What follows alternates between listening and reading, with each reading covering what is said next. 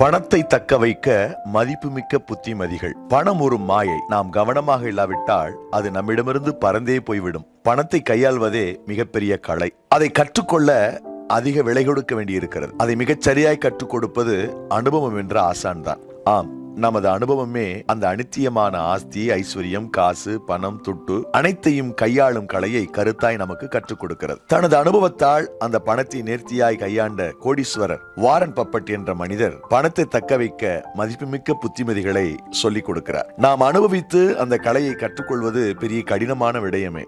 ஆனால் Warren puppet தனது அனுபவத்திலிருந்து சொல்லுகின்ற புத்திமதிகளை நாம் கவனிப்பது உச்சிதமே. அவர் சொன்ன ஏராளமான புத்திமதிகள், ஆலோசனைகளில் ஒரு 7 புத்திமதிகளை உங்களோடு பகிர்ந்து கொள்ள விரும்புகிறேன். நாம் ஐஸ்வர்யமிக்கவர்களாய் இருப்பதற்கு முதலாவது, ஒரு வருமானத்தை நம்பி வாழக்கூடாது.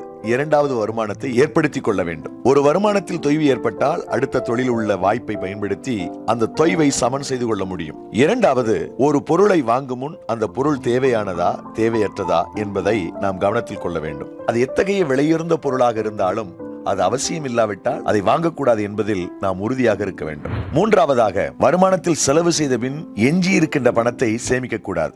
சேமித்த பின் எஞ்சி இருக்கின்ற பணத்தை தான் செலவு செய்ய வேண்டும். இது மிக முக்கியமானது. நான்காவதாக, ஆற்றின் ஆழத்தை அளக்க நேரிட்டால் 2 காலையும் பயன்படுத்தக்கூடாது. ஒரு காலை தண்ணீரிலும் மற்றொரு கால் நிலத்திலும் இருக்க வேண்டும். அதாவது தப்புவதற்கு ஒரு வாய்ப்பை ஏற்படுத்தி கொண்டு ஒவ்வொரு முயற்சியையும் தொழிலிலே நாம் முன்னெடுக்க வேண்டும். ஐந்தாவதாக, அனைத்து முட்டைகளையும் ஒரே குடையில் வைக்கக்கூடாது. அதாவது ஒரே தொழிலில் அனைத்து பணத்தையும் முதலீடு செய்துவிடக்கூடாது.